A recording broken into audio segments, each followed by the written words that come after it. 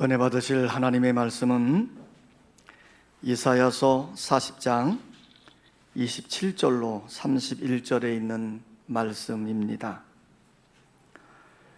이 계시의 말씀을 읽을 때에 오늘도 살아계신 하나님의 음성으로 들려줄 수 있기를 원합니다.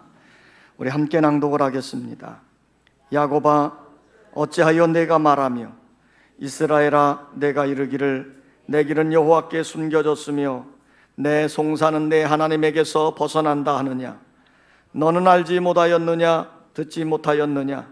영원하신 하나님 여호와 땅 끝까지 창조하신 이는 피곤하지 않으시며 곤비하지 않으시며 명철이 한이 없으시며 피곤한 자에게는 능력을 주시며 무능한 자에게는 힘을 더하시나니 소년이라도 피곤하며 곤비하며 장정이라도 넘어지며 쓰러지되 오직 여호와를 앙망하는 자는 새 힘을 얻으리니 독수리가 날개치며 올라감과 들 것이요 다름막질하여도 곤비하지 아니하겠고 걸어가도 피곤하지 아니하리로다.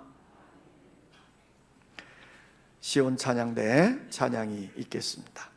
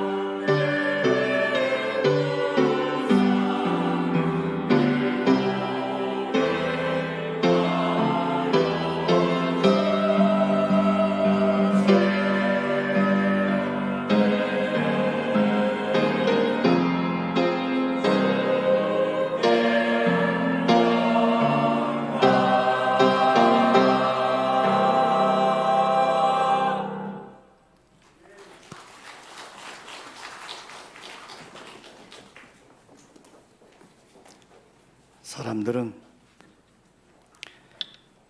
힘을 원하고 있습니다. 힘이 있어야 원하는 것을 가질 수 있고 힘이 있어야 성공하고 승리할 수 있기 때문입니다. 그래서 사람들은 돈이 힘이 될까 하고 돈이 있는 곳에 몰려듭니다. 사람들은 지식이 힘이 될까 생각하고는 지식이 있는 곳으로 몰려가는 거예요. 권력이 힘이 될까 생각하고는 권력이 있는 곳으로 사람들이 몰려듭니다. 그럼에도 불구하고 만족해 하지 못하고 오히려 더 무기력한 삶을 살고 있는 겁니다. 현대는 경제와 과학의 발전으로 인해서 돈과 물질이, 지식이 풍성해졌습니다. 정말 살기 좋은 세상같이 보여집니다. 그럼에도 불구하고 우리 현대인들이 살고 있는 삶의 특징을 살펴보면 첫째는 바쁘다입니다. 힘을 얻으려고, 행복을 얻으려고 바쁘게 움직이고들 있지요. 그래서 빨리빨리라고 하는 유행어가 나돈 적도 있습니다. 무엇을 향해 달려가는지 너무 바쁘게 사는 것 같습니다. 둘째는 피곤하다입니다. 바쁘게 살다 보니 자연히 피곤하지요. 정신적으로, 육체적으로 쉴 여유가 없는 거예요. 그래서 늘 지쳐 있고 피곤에 쩔어 있는 겁니다. 그러다 보니 세 번째 특징이 뭔지 아십니까? 아프다입니다. 바쁘고 피곤하여 지쳐 있으니 자연 온 몸이 아플 수밖에 없는 거예요. 정신적으로 아프고 육체적으로 아픈 겁니다. 과학이 발전하고 의술이 최첨단이라고 얘기를 하는데도요, 아이러니하게도 병원은 많이 세워지고 병원마다 가면 가득가득 환자들이 몰려 있어요. 네 번째 특징은 나쁘다입니다. 바쁘다 보니 마음에 여유가 없고요, 지쳐있고 피곤하다 보니 그냥 온몸이 아픈 거예요. 그러다 보니 매사에 긍정적이지 못합니다. 부정적이 되게 되죠. 그러니 자신에게 당하고 있는 현실의 처지들을 다른 사람의 탓으로 돌리는 겁니다. 그러다 보니 원망하고 불평하게 되는 것이지요. 그래서 사회학자들은 현대 사회의 특징을 무기력의 시대, 무가치의 시대, 무관심의 시대다, 이렇게 논합니다. 이런 시대에 살고 있지만 그래도 사람들은 어떻게 해서든지 힘을 얻으려고, 활력을 얻으려고 몸부림을 칩니다. 그래서 어떤 사람들은 등산을 하면서 힘을 얻으려고 하고요, 어떤 사람들은 헬스에 힘쓰면서 힘을 얻으려고 합니다. 어떤 사람들은 사우나를 하면서 힘을 얻으려고 합니다. 어떤 사람들은 운동을 하면서 힘을 얻으려고 해요. 심지어 어떤 사람들은 보약이란 보약은 다 먹어가면서 힘을 얻으려고 합니다. 그런데도 불구하고 사람들이 사는 모습을 보면 여전히 지쳐있고 활력을 잃어가고 있는 거예요. 왜 그럴까요? 이 새 힘이라고 하는 것은 내가 노력해서 투자해서 얻어지는 것이 아니기 때문이에요. 새 힘은 이 땅에서 만들어지는 것이 아니라 위로부터 내려온 힘인 것입니다. 오늘 우리가 함께 읽었던 본문 말씀을 살펴보면요, 이스라엘 백성들이 바벨론의 포로로 끌려가서 생활하고 있는 거예요. 힘이 없으니 전쟁에 패해서 나라가 망했고, 힘이 없으니 포로로 끌려가서 타국에서 종처럼, 노예처럼 살아가고 있는 겁니다. 그럼에도 불구하고 이스라엘 백성들은요, 하나님께서 반드시 구원해 주시고 예루살렘을 회복해 주실 것을 간절히 소망하고 살고 있었어요. 그래서 그들은 포로 생활에 힘든 생활을 견디고 또 하나님이 회복해 주시기를 간절히 소망하면서 믿음으로 살아가고 있는 거예요. 그런데 그러한 시간이 10년이 지나고 20년이 지나고 50년이 지나고 60년이 지나니 이스라엘 백성들이 완전히 지친 거예요. 탈진한 겁니다. 그래서 이스라엘 백성들의 입에서 나오는 이야기가 뭐냐면 원망하고 불평하고 탄식하는 소리가 들려오는 거예요. 오늘 본문 27절에 보면 내가 이르기를 내 길은 여호와께 숨겨졌으며 내 송사는 내 하나님에게서 벗어난다 하느냐 그랬어요. 지금 지친 이스라엘 백성들이 하나님에 대해서 원망하고 불평하고 있는 겁니다. 하나님이 자기들의 어려운 처지를 전혀 알지 못하고 우리를 돌아보지 않는다고, 구원해 주지 않는다고 불평을 하고 있는 거예요. 더 나아가 자기들이 부르짖어 기도함에도 불구하고 하나님이 응답해 주지 않는다고 낙심하고 있는 거예요. 하나님이 자기들에 대해서 무관심하다고 생각이 드니 얼마나 답답하고 낙심이 될까요? 우리가 살고 있는 삶의 현장에서 누군가 나에게 관심을 가져주고 기도한다는 것을 느끼게 되어질 때 우리는 삶에 큰 힘을 얻고 위로를 받지 않습니까? 그런데 전능하신 하나님이 나에게 관심을 가지고 나의 기도를 들어 응답해 주시고 나를 도와주신다고 생각이 들면 얼마나 큰 힘이 되고 위로가 될까요? 그런데 지금 이스라엘 백성들은 하나님의 구원의 손길을 기다리다가 지쳐버린 거예요. 힘을 잃어버리고 지쳐버리다 보니까 자연스럽게 뭐가 나와요? 원망이 나오고 불평이 나오고 한숨이 나오는 거예요. 성도 여러분, 힘을 잃어버리고 무기력하게 사는 사람들의 삶의 특징이 무엇인지 아십니까? 원망하고 불평한다는 거예요. 고통당하고 있는 그 현실을 남의 탓으로 돌리기 때문이에요. 그런데 오늘 말씀을 보면 이렇게 불평하고 낙심하고 단식하고 있는 이스라엘 백성들에게 하나님이 이렇게 말씀하시는 겁니다. 28절이에요. 너는 알지 못하였느냐, 듣지 못하였느냐, 영원하신 하나님 여호와 땅끝까지 창조하신 이는 피곤하지 않으시며 곤비하지 않으시며 명철이 한이 없으시며, 이렇게 말씀했어요. 오늘 지쳐있는, 불신하고 있는, 낙심하고 있는, 원망하고 있는 이스라엘 백성들에게 하나님은 어떤 분이시냐? 하나님은 바로 이런 분이시라고 지금 말씀을 하고 있는 거거든요. 오늘 28절을 보면 하나님을 네 가지로 표현해 주고 있습니다. 하나님은 영원하시다는 거예요. 자, 우리의 인간은 어떤 존재입니까? 유한한 존재지요. 정해진 시간만을 살아가는 존재예요. 그런 유한한 존재가 영원하신 하나님을 어떻게 바로 알 수 있겠느냐, 그런 말이지요. 더 나아가서 하나님은 영원하신 분이시기 때문에 그분이 약속하신 말씀은 반드시 이행하고 성취하시는데 너희들이 그저 몇십 년 기다렸다가 지치고 불평하고 원망하는 게 말이 되느냐, 지금 이 말이에요. 두 번째, 하나님은 뭐라고 표현합니까? 하나님은 땅끝까지 창조하신 분이라. 하나님 어떤 분이십니까? 온 우주 만물을 만드시고 온 우주 만물을 다스리고 계신 분이십니다. 이 말은 하나님은 전능하신 분이란 말이에요. 이 전능하신 하나님이 약속하신 모든 것을 그대로 다 성취하지 않겠습니까?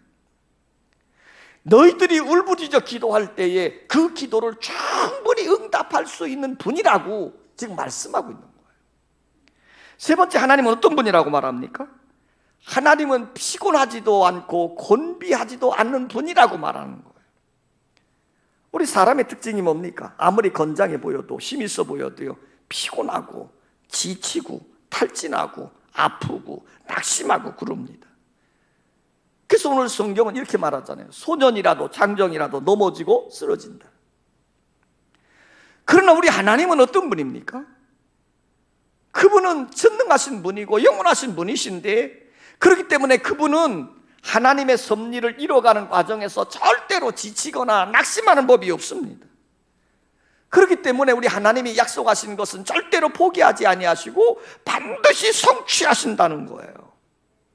지금 하나님이 이 말씀을 하시는 이유는 무엇입니까? 너희들이 그런 하나님을 믿지 못하고 왜 지쳐있느냐, 이 말이에요. 네 번째는 하나님은 명철이 한이 없으신 분이다 그랬습니다. 우리 하나님은 모든 지혜와 지식의 근본이 되신 분이지요. 이 말을 다른 말로 표현하면 하나님은 이스라엘 백성들이 안고 있는 고통의 문제나 어려운 현실까지도 다 알고 계시다는 겁니다. 지금 이스라엘 백성들이 지쳐서 낙심하고 있는 이유는 뭐냐면 하나님이 자기들을 알지 못한다는 거거든요. 자기들 이해하지 못한다는 거거든요. 자기들에게 응답하지 않는다는 거거든요. 근데 하나님 말하는 거예요. 우리 하나님은 명철이 한이 없으신 분이다. 모든 거 다 알고 계신다. 오늘 여러분, 지금 이스라엘 백성들이 지쳐 있는 이유는, 여러분들이 믿음으로 살다가 지쳐 있고 낙심하는 이유는 뭐냐면 하나님을 하나님으로 바로 알지 못하고 있기 때문이라는 겁니다. 그래서 호세아 선지자는 우리에게 이렇게 말씀합니다. 너희가 여호와를 알지 못함으로 망하는도다. 우리가 하나님을 바로 알지 못하기 때문에 망해가는 자가 된다는 거예요. 그래서 호세아 선지자는 간곡하게 우리에게 이렇게 말씀해요. 우리가 여호와를 알자, 심소 여호와를 알자. 그래요. 오늘 여러분들이 살아계신 전능하신 하나님을 바로 아는 믿음의 역사가 일어나시기를 원합니다. 우리가 하나님을 하나님으로 알고 그 하나님을 믿음으로 나아갈 때 우리에게 사는 역사가 이루어지시는 거예요. 오늘 이렇게 지쳐있는 이스라엘 백성들에게 하나님이 이렇게 말씀합니다. 피곤한 자에게는 능력을 주시며 무능한 자에게는 힘을 더하시나니.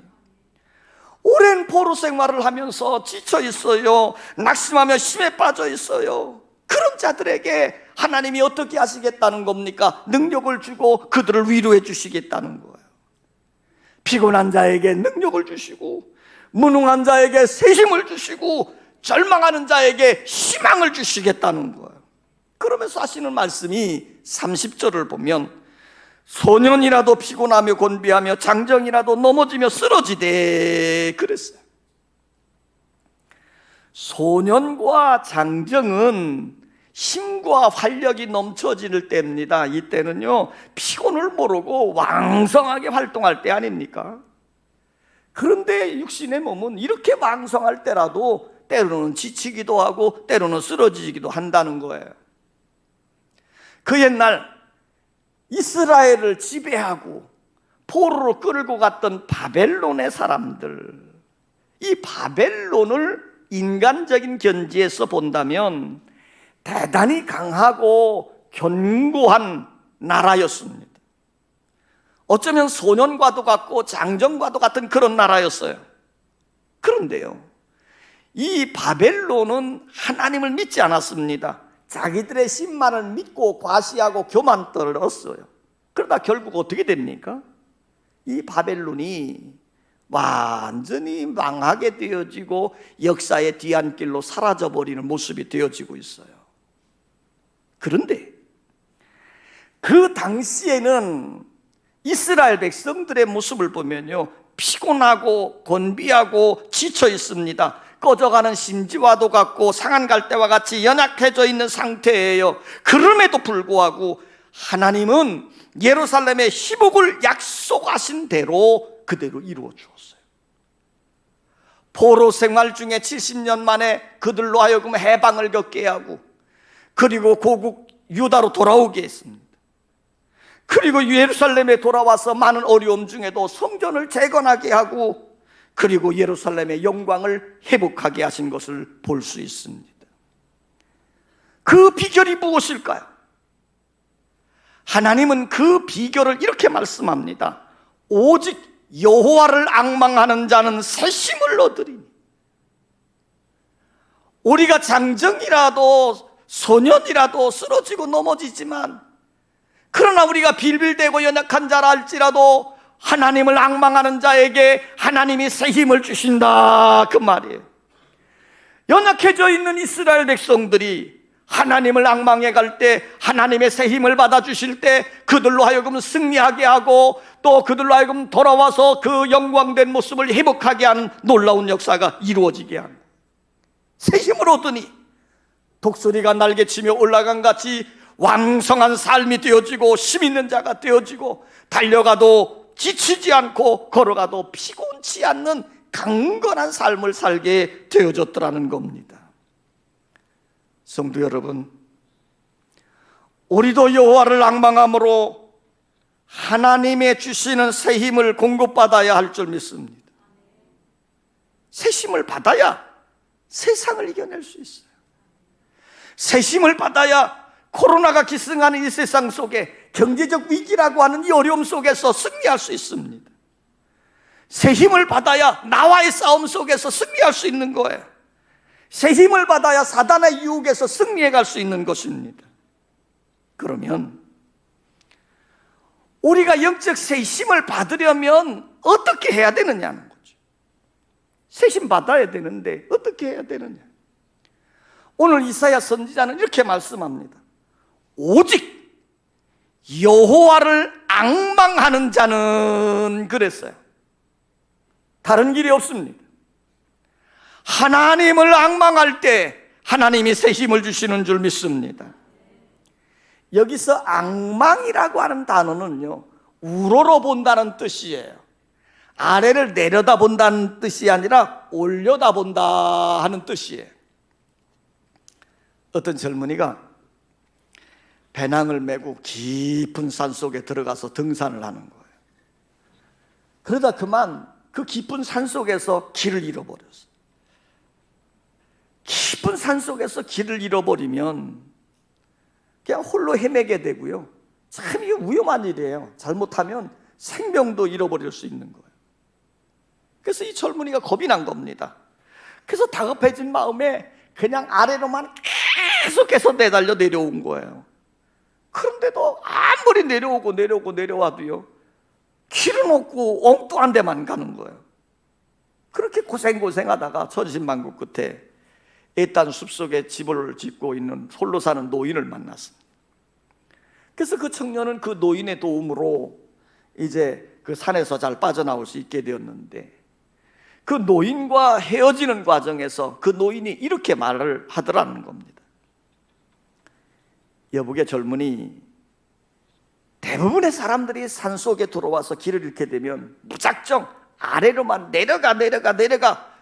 그래서 그 길이 사는 길인 줄 알고 가는데 정작 그 길은 죽는 길이야. 젊은이, 명심하게 산속에서 홀로 가다가 길을 잃게 되어지면 위를 바라보고 산꼭대기로 올라가야 돼. 산꼭대기에 올라가 가지고 내가 위치한 위치가 어느 정도인지 살펴보고 어느 쪽에 길이 있는지, 어디에 집이 있는지 그 방향을 분명하게 하고 그 길로 내려가야 사는 거야. 이렇게 교훈을 해 주더라는 겁니다. 여러분, 내려다보고 내려가는 길이 사는 길이 아니고 위를 바라보고 위로 올라가는 길이 사는 길이라고 가르쳐 준 거예요. 그렇습니다, 여러분.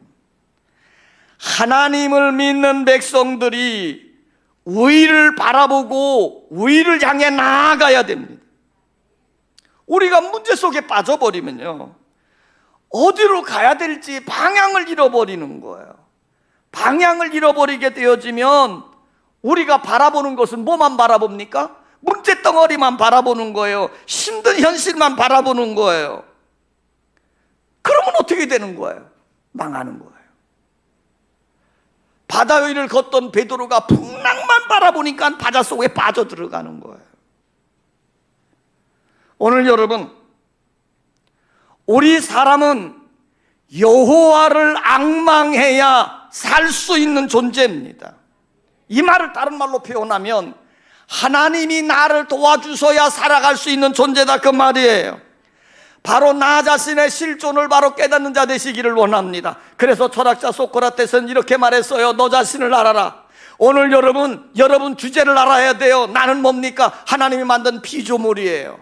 하나님이 은혜를 주셔야 사는 거고, 살려주셔야 사는 거고, 하나님이 복을 주셔야 복을 받는 자들이에요. 그러므로 우리는 늘 하나님을 앙망하는 자 되시기를 원합니다. 그래서 히브리서 기자는 이렇게 말합니다. 믿음의 주요 온전케 하신 이인 예수를 바라보자. 믿음의 주요 온전하게 하신 이인 예수를 바라보자. 날마다 문제 있는 환경을 바라보지 말고 우리의 믿음의 주인 예수를 바라보고 예수를 앙망하며 살아가는 여러분 되시기를 원합니다. 오늘 이사야 선지자는 이렇게 말합니다. 여호와를 앙망할 때 새 힘을 주신다는 거예요. 피곤한 자에게는 능력을 주시며 무능한 자에게는 힘을 더하시나니 오직 여호와를 앙망하는 자는 새 힘을 얻으리니 그랬어요. 우리가 하나님을 앙망해야 새 힘을 얻는 겁니다. 이 세상은 힘 있는 자가 이기고 힘 있는 자가 복을 누리는 세상이 되어졌어요. 그래서 러셀이라고 하는 유명한 사회학자는 사람들이 세 가지 힘에 목매달려 있다는 거죠.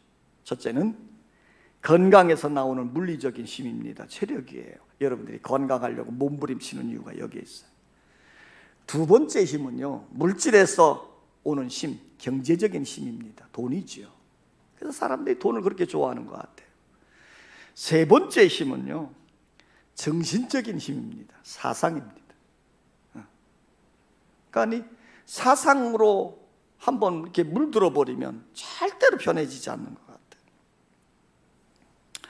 자, 그런데 성경은 이렇게 세 가지의 힘만 얘기하는 게 아니라 이 힘보다 더 크고 강력한 힘을 말씀하고 있어요. 그 힘은 뭐냐면 하나님께로부터 우리에게 내려오는 영적인 힘이 있다는 거예요. 영적인 힘. 지금 이스라엘 백성들이 포로 생활로 인해서 지쳐 있고 쓰러져 있지만 하나님이 그들에게 영적 새 힘을 주시니까 민족이 해방되어지는 놀라운 은혜를 경험하게 되고요, 조국으로 돌아와서 폐허가 된 성을 건축하고 성전을 건축합니다. 그리고 예루살렘의 영광을 회복하는 역사가 일어났어요. 오늘 여러분들에게 영적인 새 힘이 공급받는 역사가 일어나시기를 원합니다. 어떤 자에게 주신다고요? 여호와를 앙망하는 자에게 하나님은 영적 새 힘을 주시는 거예요. 히스기야라고 하는 유다의 왕이 있었습니다. 굉장히 유명한 왕이죠. 이분이 통치하고 있을 때 북쪽에 살고 있는 이 아수르 왕인 사네립이 아주 강대한 나라였습니다. 수많은 군대를 거느리고 이 유다를 침략해 온 거예요. 그래서 유다의 모든 성도를 정복하고 예루살렘 성을 삥 둘러 포위했습니다. 이제 히스기야 왕과 백성들은 성문을 굳게 걸어 잠그고 그 성 안에서 두려운 마음으로 숨을 죽이고 있는 거예요. 그때에 이 사네립 왕이 히스기야 왕에게 편지를 보낸 거예요. 근데 그 편지의 내용이 뭐냐면 하나님을 모독하고 히스기야 왕을 모독하는, 그러면서 빨리 항복하라고 재촉하는 그런 편지였어요. 힘이 없는 유다로서는 매우 절망적인 상황입니다. 이제는 끝나야 되는 상황이에요. 그런 현실 앞에 히스기야 왕은 절망하거나 낙담하지 않았습니다. 주저앉지 않았습니다. 성경에 보면 어떻게 했어요? 자기의 옷을 찢고 굵은 베옷을 입고, 그리고 그 편지를 하나님 성전에 올라가서 하나님 앞에 그 편지를 펼쳐놓고 눈물을 흘리며 하나님 앞에 간절히 기도하는 거예요. 천지 만물을 지으신 여호와여, 귀를 기울여 들어보시옵소서. 눈을 떠 보아주시옵소서. 사네립이 살아계신 하나님을 모독하고 있습니다. 주 여호와여, 사네립의 손에서 우리를 구원해 주시옵소서. 그리하면 천하만국의 여호와 홀로 하나님이신 줄 알게 될 것입니다. 눈물며 간절히 기도하는 거예요. 하나님께서 히스기야가 기도하는 모습을 보셨습니다. 하나님을 앙망하며 기도하는 히스기야를 실망시키지 않았어요. 그래서 하나님은 이사야 선지자를 통해 가지고 이렇게 말합니다. 내가 내 기도를 들었노라. 할렐루야지. 하나님은 하나님을 앙망하며 부르짖어 기도하는 자들의 기도를 들으십니다. 과연 그날에 어떤 일이 벌어졌어요? 여호와 하나님께서 하나님의 사자를 아수르 군대에 보냈습니다. 그랬더니 하나님의 사자가 그 많은 아수르 군대를 친히 하룻밤새 18만 5천 명의 아수르 군대가 전부 죽임을 당하고, 그리고 교만 떨고 큰소리 치던 사네립 왕은 혼비백산에서 자기 나라로 도망가 버리고 만 겁니다. 사랑하는 성도 여러분, 우리가 살고 있는 삶의 현실이 어쩌면 이스라엘 백성들이 당했던 일, 히스기야 왕이 당했던 일처럼 답답하고 정말 낙심될 만한 그런 상황이 될 수도 있을 것입니다. 그러나 우리는 그런 현실 앞에 낙심하지 마십시오. 주저앉지 마십시오. 히스기야 왕처럼 하나님 바라보십시오. 하나님께 부르짖어 기도하십시오. 그러면 하나님은 반드시 그 기도를 들어 응답해 주시는 것입니다. 그러기에 믿음의 사람 다윗은 늘 하나님을 앙망하며 살았어요. 그 하나님을 바라보며 사는 다윗이 이렇게 고백합니다. 나의 힘이신 여호와여, 내가 주를 사랑합니다. 하나님을 앙망하고 그 하나님을 사랑하는 다윗은 고백하는 거예요. 여호와는 나의 반석이 되시고 요새가 되시고 방패가 되시고 구원의 뿔이 되시고 든든한 산성이 되신다. 오늘 여러분에게도 이런 믿음의 고백이 나타나기를 원합니다. 우리 감리교회를 창시한 요한 웨슬레 목사님은 늘 하나님을 앙망함으로 말미암아 새 힘을 얻었는데요, 그분의 일기를 보면 81세 되었을 때 이렇게 기록을 해놓고 있습니다. 하나님의 은혜로 나는 일에 피곤을 느끼지 않는다. 아침부터 저녁까지, 주초부터 주말까지, 혹은 연초부터 연말까지 나는 피곤이라는 것을 모르고 산다. 나는 글을 쓰거나 설교를 하거나 여행을 해도 피곤을 모른다. 오늘도 그렇다. 나는 내일도 걱정하지 않는다. 81세의 나이에 이런 고백을 할 수 있다는 거. 오늘 예배하는 여러분들, 이 요한 웨슬리처럼 하나님을 앙망함으로 새 힘을 얻어서 사는 일에 피곤하지 않기를 주의 이름으로 축원합니다. 오늘 이사야 선지자는 이렇게 말합니다. 여호와를 앙망하는 자는 새 힘을 얻는다. 오직 여호와를 앙망하는 자는 새 힘을 얻으리니 독수리가 날개치며 올라간 같을 것이요 다른 막질하여도 곤비하지 아니하겠고 걸어가도 피곤하지 아니하리로다. 오직 여호와를 앙망함으로 새 힘을 받아 이 험한 세상에서 승리의 삶을 살아가시기를 주의 이름으로 축원합니다. 아버지 하나님, 우리가 살고 있는 삶의 현장을 보면 때로는 답답하고 때로는 낙심할 수밖에 없는 현장이기도 합니다. 이스라엘 백성들이 포로 생활을 하면서 주저앉았던 현실처럼 우리들도 코로나의 포로가 되어져서 늘 두려움 속에 있습니다. 경제적인 어려움 속에 소망을 잃어가고 있습니다. 정치적인 문제로 볼 때에도 우리에게 아무런 희망을 보여주지 못하고 있습니다. 주여, 이러할 때 우리는 문제를 보거나 세상을 보는 것이 아니라 눈을 들어 주님 바라보게 하여 주시옵소서. 오직 여호와를 앙망하는 자에게 새 힘을 주시리니 주여, 우리의 믿음이 주님께 있음을 고백하게 하시고 우리의 시선을 주님께 둠으로 하나님의 행하신 일들을 보게 하시고 우리의 귀를 하나님께 귀를 기울임으로 하나님의 소리에 예민하게 반응하게 하여 주시옵소서. 이제는 연약한 자들이 아니라 새 힘을 얻고 강건한 자들 되어지게 하시고 우리에게 주어진 현실을 뛰어넘고 정복해서 믿음의 사람으로 승리할 뿐만 아니라 행복한 삶의 터전을 이루어가는 능력 있는 성도들이 되게 하여 주시옵소서. 예수님의 이름으로 기도하옵나이다. 아멘.